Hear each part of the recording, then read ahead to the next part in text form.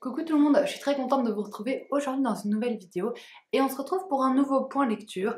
Je vais vous parler des 3 derniers livres que j'ai lus. Globalement, c'est des genres assez différents.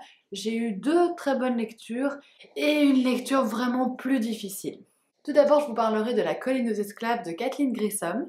Puis, je vous donnerai mon avis sur Celle qui fuit et Celle qui reste d'Elena Ferrante. Et je terminerai cette vidéo en vous disant ce que j'ai pensé de La nuit des temps de René Barjavel. On commence avec La colline aux esclaves de Kathleen Grissom. C'est un livre que vous aviez choisi pour ma pile à lire automnale et je me suis vraiment fait un plaisir de le lire. D'emblée, j'ai été immédiatement dans cet univers. Ça nous raconte l'histoire de Lavinia, qui est une jeune fille qui a perdu ses parents, une petite fille. Et du coup, elle se retrouve à travailler comme domestique dans une grande maison. Et donc, elle est avec les domestiques qui sont noirs et qui servent les blancs de la grande maison.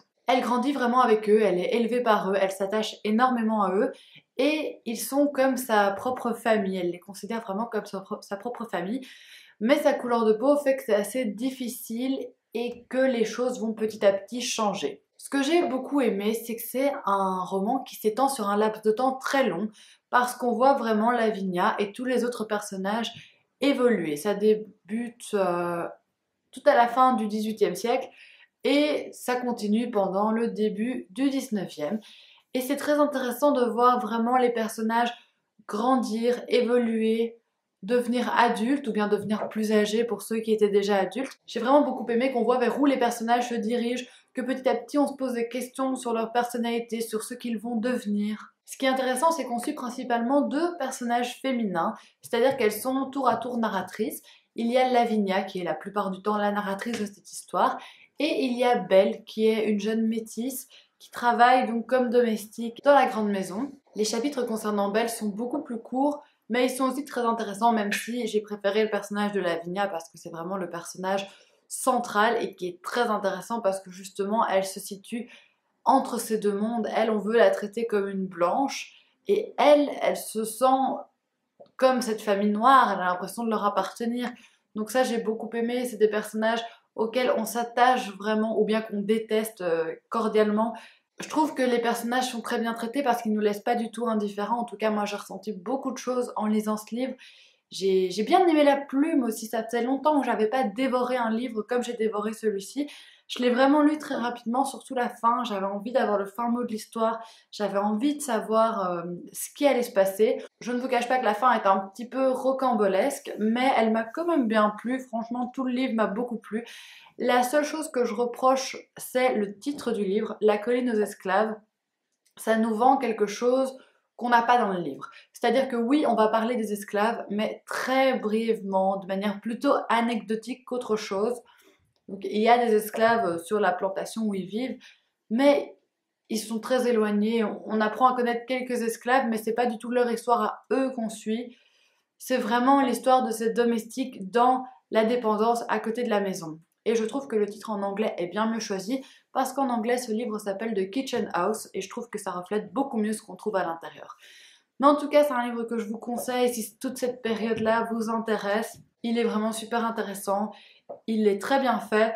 Après, il est perfectible parce que comme je vous disais, la fin est un peu rocambolesque, mais c'est un livre que j'ai vraiment beaucoup aimé et ça m'a fait du bien de dévorer un livre. Après ça, j'ai lu Celle qui fuit et Celle qui reste d'Elena Ferrante. Je ne l'ai pas en ma possession tout simplement parce que c'était une collègue qui me l'avait prêté et je lui ai rendu son livre. J'ai adoré me replonger dans ce 3e tome de la saga L'Amie prodigieuse. C'est une saga que j'aime vraiment énormément. Si vous me suivez, vous savez que c'est vraiment une des sagas que j'ai préféré découvrir cette année. Je ne vais pas vous faire de résumé de ce 3e tome étant donné que si vous n'avez pas lu les premiers, ça n'aurait pas trop de sens et ça vous spoilerait un petit peu ce qui se passe dans les 2 premiers tomes. Je peux juste vous dire que dans ce tome-ci, Elena et Lila sont adultes.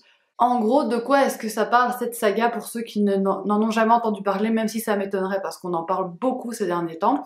Dans le 1er tome, on rencontre les personnages d'Elena et Lila qui sont 2 petites filles qui vivent dans les quartiers pauvres de Naples dans les années 50.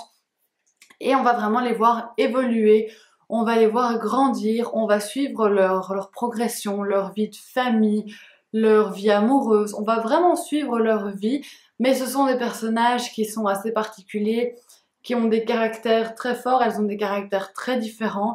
Elles sont amies, mais en même temps, elles sont dans une sorte de compétition. C'est une amitié un petit peu malsaine. Il y a certains personnages qu'on déteste, il y a certains personnages auxquels on s'attache.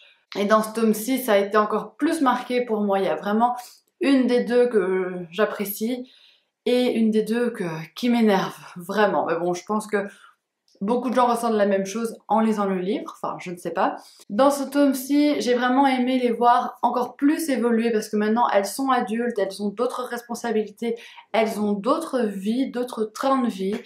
Ce qui est très intéressant également, c'est qu'on voit un petit peu de la politique qui s'intègre petit à petit dans le livre, les révolutionnaires. On voit qu'on est proche de mai 68, de toute cette époque-là. On voit qu'elles réfléchissent un petit peu à leurs conditions de vie, qu'il y a des questions féministes également qui se posent, donc j'ai trouvé ça très intéressant. Il y a des personnages qui font des choix que j'ai trouvé désastreux et ça m'a énervée et donc ça fait que j'ai encore plus envie de lire le dernier tome. Mais bon, je crois qu'il sort bientôt, donc j'ai vraiment hâte de le découvrir. En tout cas, ça a encore été un super bon tome pour moi. J'avais entendu que certaines personnes le trouvaient en dessous des autres.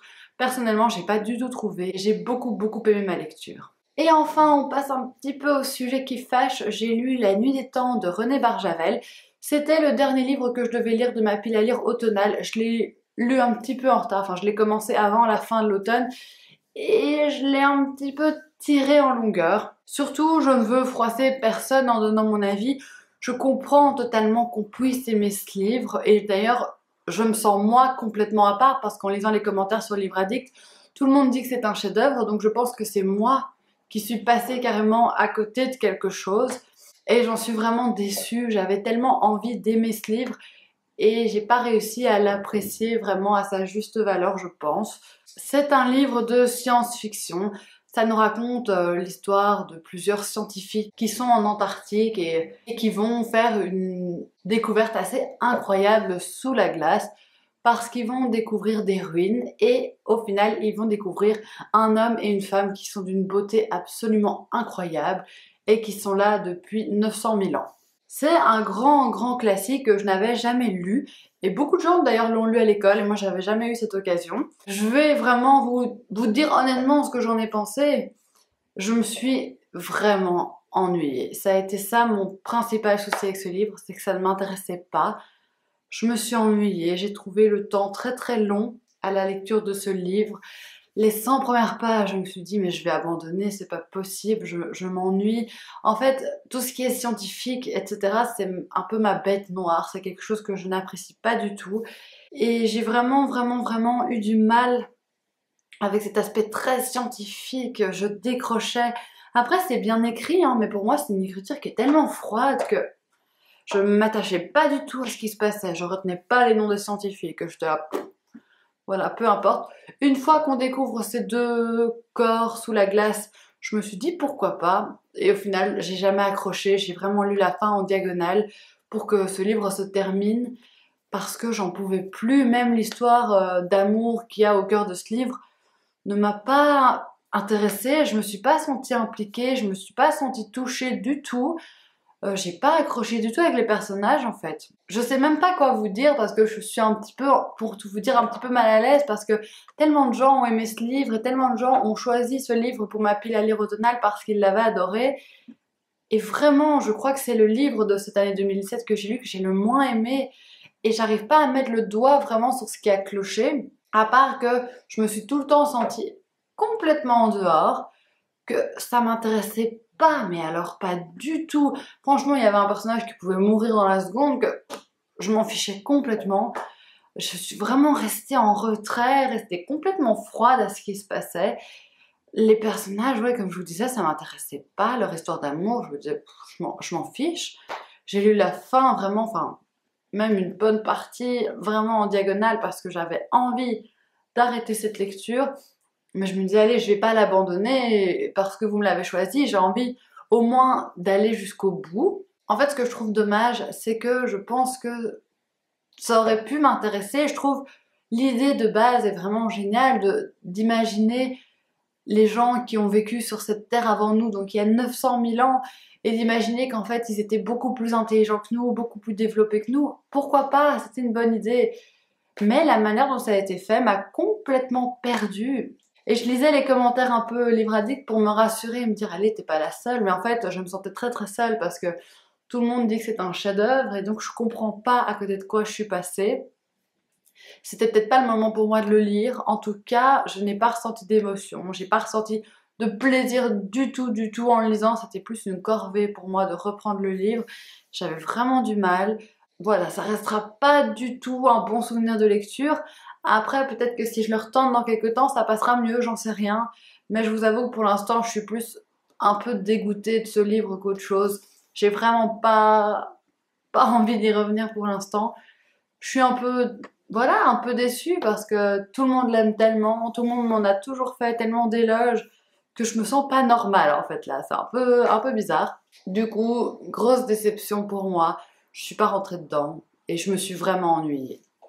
Donc c'est dommage. Et voilà, c'est tout pour cette vidéo. J'espère vraiment qu'elle vous aura plu.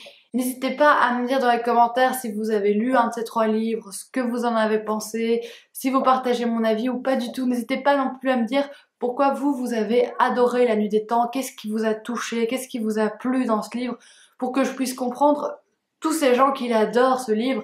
Donc je suis sûre qu'il y a quelque chose vraiment dans ce livre qui est incroyable. Et je suis passée à côté parce que je suis pas sensible à la science-fiction ou je ne sais quoi. Mais donc n'hésitez pas à me dire tout ça dans les commentaires. J'allais oublier, avant de vous quitter, je vais vous montrer ma pile à lire de l'hiver, vu que j'ai clôturé les votes. Je vous ai déjà montré une photo sur Instagram avec les différents livres, mais peut-être que vous ne me suivez pas là-bas.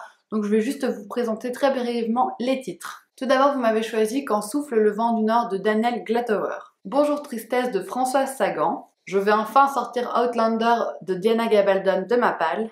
Vous m'avez également choisi La part des flammes de Gaël Nohan. Vous avez voté pour Maman à tort de Michel Bussy. Et le livre qui a récolté le plus de votes et de très loin, c'est En attendant Bojangles de Olivier Bourdeau. J'espère vraiment que cette vidéo vous a plu et moi je vous retrouve dès la semaine prochaine pour une nouvelle vidéo et ce sera la vidéo de mes 10 meilleures lectures de 2017. Gros bisous!